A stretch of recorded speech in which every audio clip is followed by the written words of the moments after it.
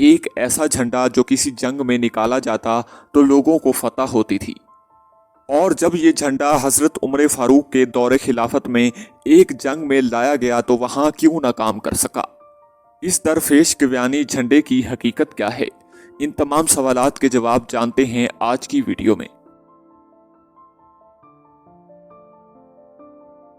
لوگوں، اس ظلم کے خلاف جو شاہ ضحاک نے برپا کر رکھا ہے، میری مدد کرو۔ آؤ میرے جھنڈے کے نیچے اکٹھے ہو کر اس ظلم کے خلاف اٹھو جس نے ہماری اور تمہاری نسلوں کو تباہ کر دیا ہے۔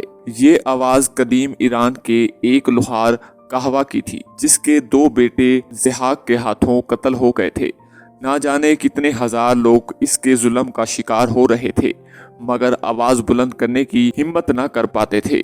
یہ زمانہ قبل از تاریخ کا تھا جس میں تاریخوں کا حتمی تعین کرنا مشکل ہے، لیکن مورخین کے نزدیک یہ زمانہ تقریباً 4 سے 4500 قبل مسیح کا تھا۔ قہوے کو اپنے بیٹوں کے قتل کی خبر ملی تو خاموش بیٹھ کر صبر کرنے کے بجائے اس نے ظلم کے خلاف آواز بلند کی۔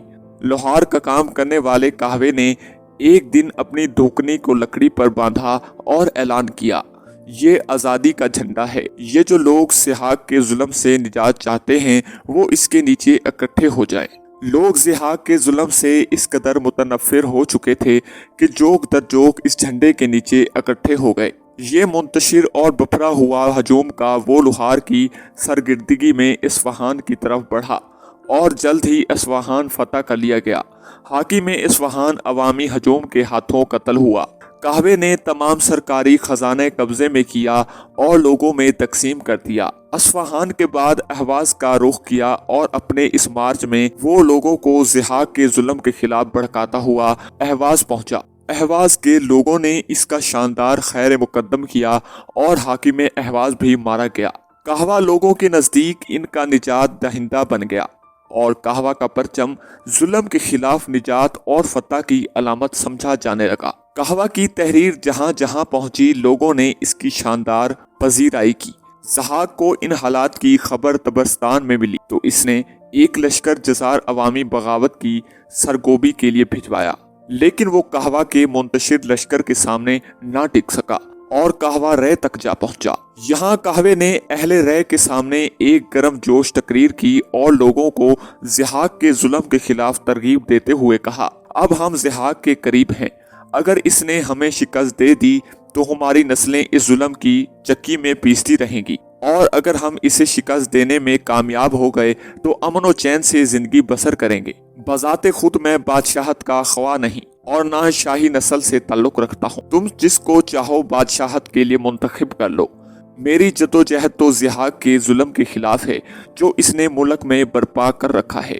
اس دوران میں شاہ ضحاک شاہی نسل کے تمام لوگوں کو قتل کروا چکا تھا تاکہ کوئی دعوے دار سلطنت زندہ ہی نہ بچے، لیکن خوش قسمتی سے فریدو نامی شاہی جمشید نسل کا شہزادہ جان بچانے میں کامیاب ہو گیا۔ اس کی سرگوبی کے لیے ضحاک نے طبرستان کا رخ کیا جہاں اسے قہوہ لوہار کی عوامی بغاوت کی اطلاع ملی۔ فریدو جان بچاتا رے پہنچا جہاں قہوہ کی تحریک داخل ہو چکی تھی۔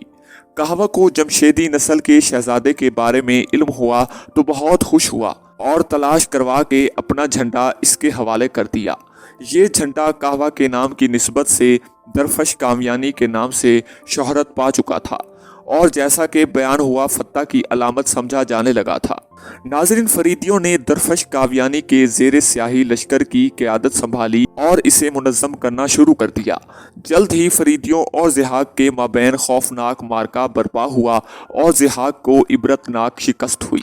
وہ کوہ البرز میں قید کیا گیا اور فریدیوں نے شاہ ایران کی حیثیت سے شہنشاہی کا تاج پہنا۔ قہوے کو سپہ سالاری کا عہدہ بخشا گیا۔ قہوے نے درفیش قاویانی کے زیر سیاہی لشکر کو حرکت دی اور تمام ظالمانے عناصر کی بیح کنی کرنی شروع کی اور 20 برس کے عرصے میں تمام ملک کو ظالموں سے پاک کر دیا۔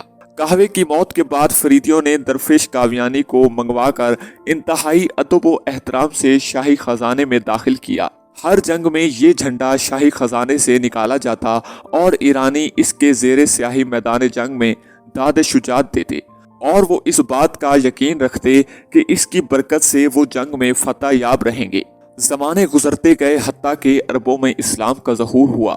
خلیفہ دوم امیر المومنین حضرت عمر فاروق کا دور خلافت آیا اور ایران کے خلاف قادسیہ کی مشہور جنگ ہوئی۔ اس جنگ میں بھی درفیش قادیانی بلند کیا گیا، لیکن شاید اب وہ برکت دینے کے لائق نہیں رہا تھا۔ میدان مسلمانوں کے ہاتھوں رہا اور درفیش قادیانی سرنگوں کر دیا گیا۔